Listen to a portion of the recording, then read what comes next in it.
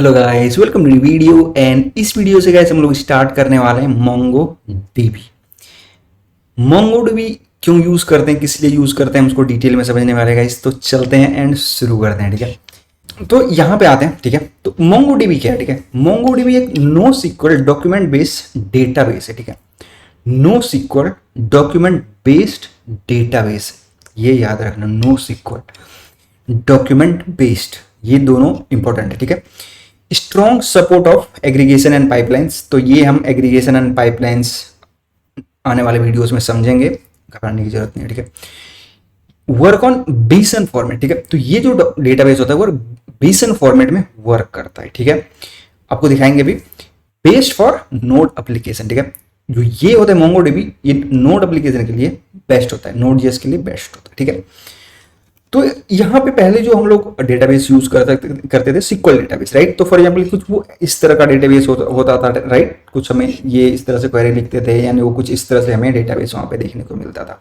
But जब हम लोग आते हैं मोंगो डीबी में, तो देखो ये है कलेक्शन, ठीक है। तो कलेक्शन में मान लो कि ये रेस्टोरेंट की कलेक्शन है, यहाँ पे मल्टीपल रेस्टोरेंट इस कलेक्शन में, ठीक है। इस पर्टिकुलर कलेक्शन में मल्टीपल रेस्टोरेंट, उसी तरह एक और कलेक्शन हो सकता है यूजर का, उसी तरह एक और कलेक्शन हो सकता है हमारे पास प्रोडक्ट का, उसी तरह एक और कलेक्शन हो सकता है हमारे पास कैटेगरी का। तो डिफरेंट डिफरेंट कलेक्शन हो सकते हैं, ठीक है। अब इस कलेक्शन में देखो क्या क्या हो सकते हैं।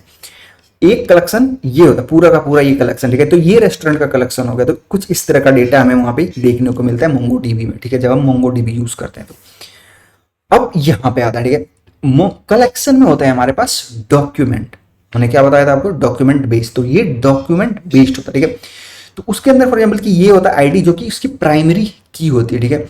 हर एक डॉक्यूमेंट का प्राइमरी की डिफरेंट होता है, इसीलिए इसका नाम है प्राइमरी की फील्ड, ठीक है। इसका ये जो होता है, हम ऑलरेडी आई थिंक आपने अगर ऑब्जेक्ट पढ़ा हुआ तो आपको पता होगा कि ये होता है फील्ड एंड ये होता है उसका वैल्यू, ठीक है।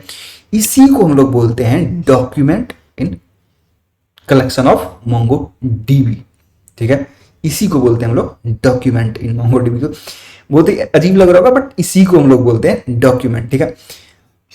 हम जब करेंगे काम तो आपको दिखाएंगे भी, बट अब चलते हैं कि थोड़ा सा आगे चलते हैं, ठीक है। यहाँ पे मोंगो डीबी हम लोग यूज कैसे करते हैं, पर देखते हैं कि हम लोग इंस्टॉल आपको कैसे करना है। यहाँ पे मोंगो डीबी इंस्टॉल, ठीक है। यहाँ पे आना है, आपको क्लिक करना है यहाँ पे। एंड यहाँ पे थोड़ा सा नीचे आओगे, मैक के लिए विंडोज के लिए इन्होंने अलग अलग यहाँ पे बता रखा है। तो आप जिसके भी हो वहाँ पे आप जाके ऑटोमेटिकली इंस्टॉल कर सकते हो, ठीक है। तो हम लोग चलते हैं यहाँ पे थोड़ा सा कम्युनिटी एडिशन इंस्टॉल मैक के लिए, यहाँ पे देखो इन्होंने बता रखा है। तो ये सारे कमांड आपको रन करना है, ठीक है। मैक के लिए ब्रू, ये वाला आपने ब्रू आपने ऑलरेडी डाल रखा होगा मैक में।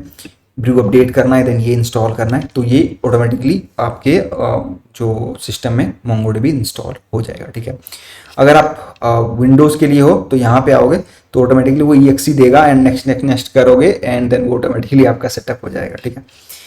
एंड जब आप ये सारा इंस्टॉल कर लोगे, ठीक है, जब ये सारा इंस्टॉल कर लोगे तो ठीक है, टर्मिनल में आओगे। तो यहाँ पे हम लोग ओपन करते हैं टर्मिनल, ठीक है। तो यहाँ पे आना, इन यहाँ पे लिखना है आपको मोंगो एसएच, ठीक है। एंड जब आप एंटर करोगे तो ये मोंगो डीबी के आप सेल में चले जाओगे, आपको दिखाएगा आपकी यहाँ पे आप कनेक्टेड हो, ठीक है। ये आपका ये है एंड ये यहाँ पे आप ऑलरेडी कनेक्टेड हो, ठीक है।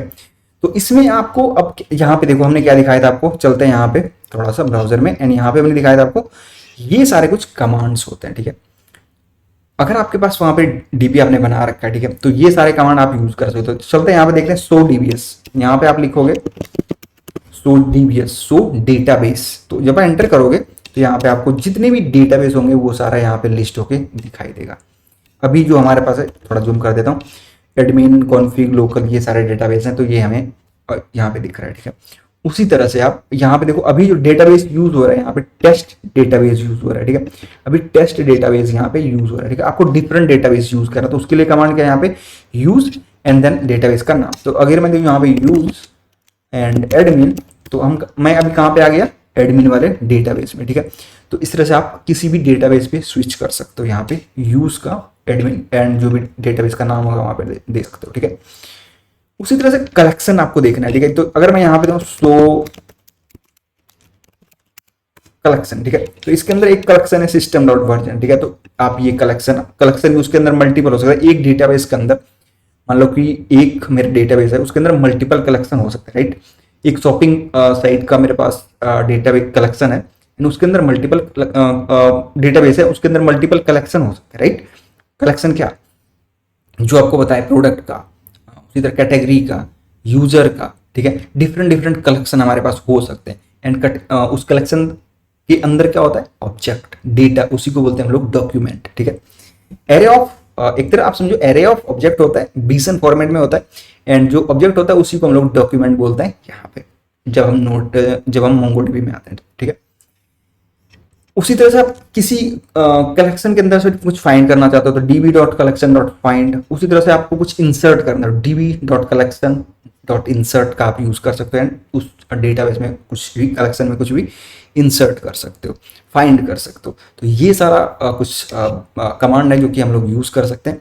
आने वाले वीडियोस में हम लोग समझने वाले हैं, डिटेल में हम उसको देखने भी वाले हैं। तो उम्मीद करता हूँ गाइस कुछ आपको इसमें कुछ इन्फॉर्मेटिव लगा होगा।